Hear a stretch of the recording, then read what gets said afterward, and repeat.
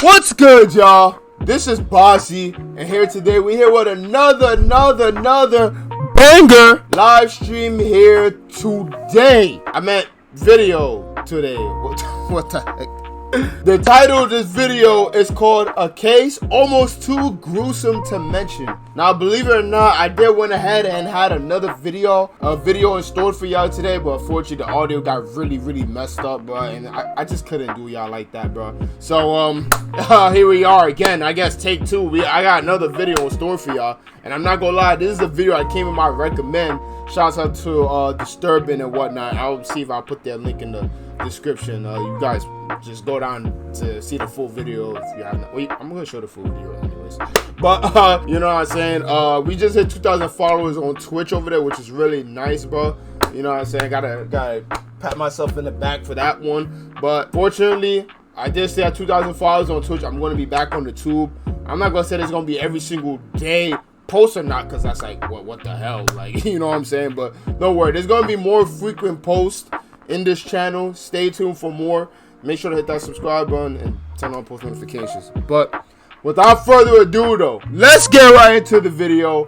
But first, if you guys are new to the channel, make sure you hit that subscribe button and don't forget to turn on post notifications so you get a notification when I post my next video. And without further ado, let's get right into the video, bruh. Let's get it. Big Lurch. Case almost. This shit about to be. In 2002, a rapper was found naked, staggering through the streets, staring at the sky, screaming. Whoa. He was covered in human blood, holding a human lung in his hands, and it seemed to have a chunk missing. When he was taken into police custody, they performed a medical examination on his stomach, and inside of his stomach, they found pieces of human tissue. This case begins on April the 10th, 2002 in Los Angeles, California. The rapper in question was a man named Antron Singleton. Why is bro look at why? Okay, out of all pictures you could have gotten on this man on the internet, bro, and y'all say he's a rapper, so y'all clearly could have got more pictures. Y'all chose this one, bro. Look like he's staring at my soul, bro. Why is he looking at me like that? He was born in Texas on September the 15th. I'm watching this on the TV screen. Like, and from the young age of 7, he had a keen interest and passion for writing and reading. Any other picture, like anything other than this, bro. As he grew older, he became influenced by the emerging hip-hop culture. And at around 17 years old, he decided that he wanted to try his hand at rap. And he began a career in the genre. His first stage name was G Spade, but due to being 6'7", he was given a new name, Big Lurch, inspired by the character from the Addams Family. As he began getting a name for himself in rap. 6'7"? Pretty sure bro was the size of a damn NBA shooting guard. He started working with artists such as RBL Posse, Sibo, and E40. But just as he got his foot in the door, Tupac and Biggie had died, the two big artists in rap that pushed the genre into the mainstream. Their deaths resulted in the genre becoming somewhat unstable and uncertain. But soon, Eminem had emerged on the scene, and became incredibly popular very quickly, with songs about killing his ex-wife Kim Mathers. Big Lurch was heavily influenced by this after seeing his popularity skyrocket.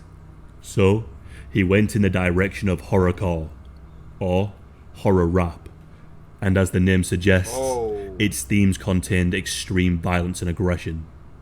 And it was this that prosecutors would later say was a telling sign of what was in his mind. Big Lurch rapped about some pretty dark topics, and often included serial killers such as Jeffrey Dahmer and horror movie villains like Freddy and Jason in his lyrics. On the 16th of September 2000, just one day after his 24th birthday.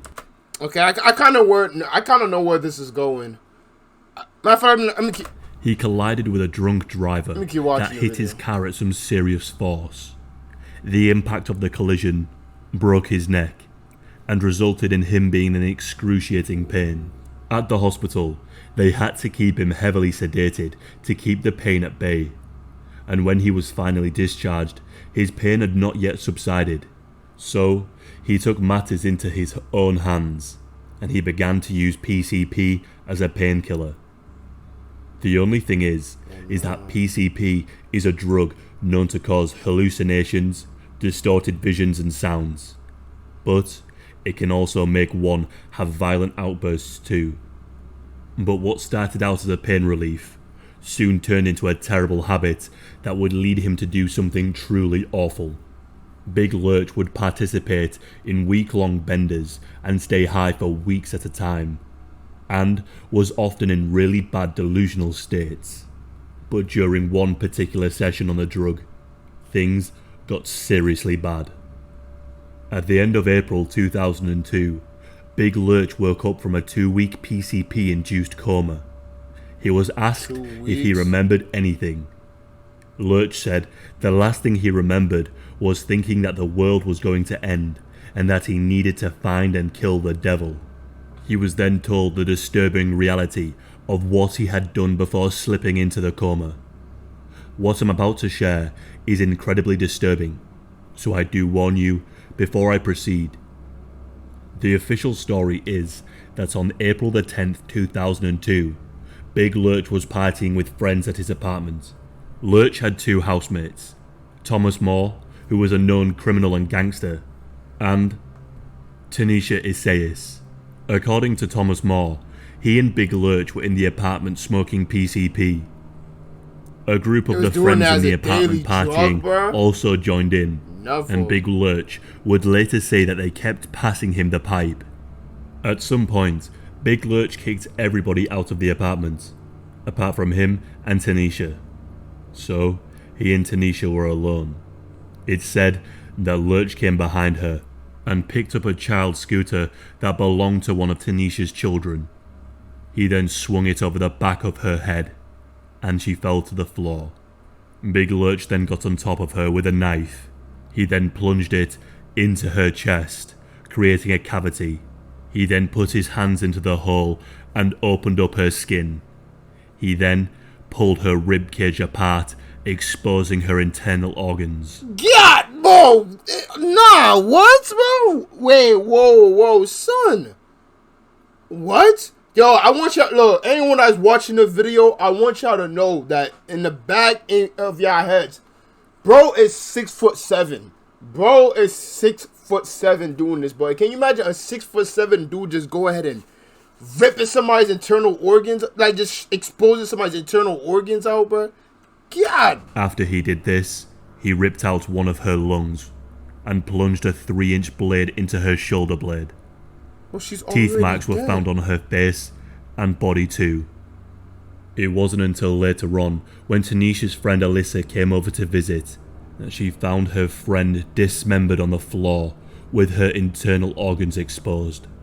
Big Lurch had no recollection of this ever occurring, but it was soon after this when the police found him naked, covered in blood, screaming at the sky. The trial began, and the prosecutors received special access to his album, which was titled It's All Bad, and they used his lyrics against him in court.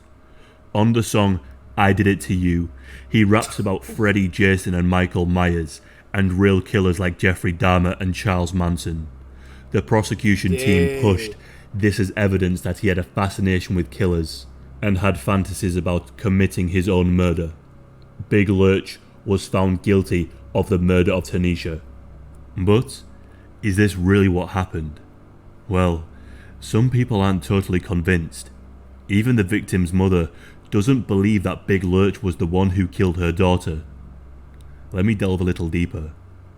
Tanisha's mother firmly believes that her daughter was murdered by her boyfriend Thomas, and that Big Lurch happened to have found her lung on the floor after Thomas had killed her. And because he was in such a delusional state, because of the PCP, he began to consume it under the impression that it was a piece of meat. On the night of the murder, Tanisha actually had packed her bags ready to leave her boyfriend because... I have no words.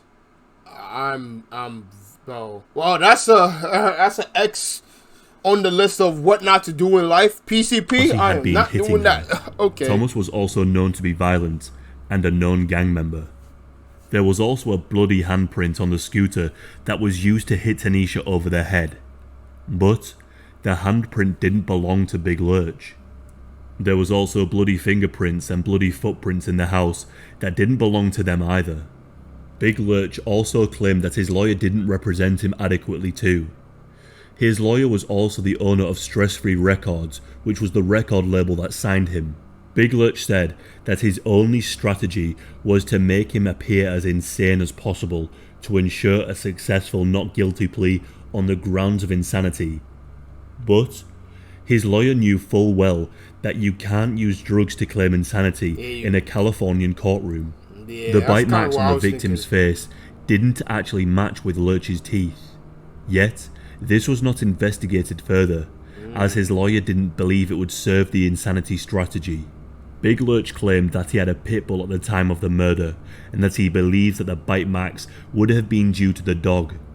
It should also be known that after Big Lurch was sentenced, his lawyer, who was named Milton Grimes, was forced to pay $1.2 million to the mother of a man fatally shot by the police after a jury found that he had failed to properly litigate his civil wrongful death case against the police department. So, it's not totally beyond the realm of possibility that he could have poorly represented Big Lurch too. After he was sent to prison, his record label released his album It's All Bad, and decided to controversially use a picture of him holding a skull on a platter as the album's front cover. And they did this without Big Lurch's permission. They then released a documentary about him called Drugs Made Me Do It, which was again done without his permission too. Big Lurch is adamant that they got him high deliberately to take advantage of him and to set him up. Tanisha's mother doesn't fully blame Big Lurch for what he did, and she filed a wrongful death lawsuit against Big Lurch's label, saying that he had been supplied with drugs. She must be a fan of Big Lurch or something, bro. Like, you know what I'm saying? Like, this is your own daughter, bro. This is your own daughter that got murdered. You know what I'm saying? Like, this is your own daughter that got murdered by this dude, and you actually outright defended him like this? Okay, alright. In order to make him more violent and fit the rapper stereotype. I respect that. But nothing ever came of the lawsuit, and Big Lurch is still in prison. He was sentenced to life without parole for murder and aggravated mayhem. Since he has been in prison, he has remained sober and hopes that his story at least steers people away from drug use. He's in jail? He spends most of his time studying law. So, it would be interesting to see if he attempts to represent himself in the future. And he is still pursuing music whilst behind bars too. Friends of Tanisha described the aspiring model as beautiful, and one of them made a statement, saying that no matter what was going on in her life, she always knew how to keep smiling. Tanisha was the mother of 2 children, and she was only 21 when she was tragically killed and cannibalized. Only 21? That's young. That's OD young. Some people even consider that a baby, bro. You know what I'm saying? That is crazy. Alright, y'all. That's going to be the end of this reaction video right here. Hope you guys went ahead and enjoyed this video, bro. Bro, I don't even know what the heck to say about this, bro. Big Lurch, I have never heard this rapper in my entire life. I'm going to be honest.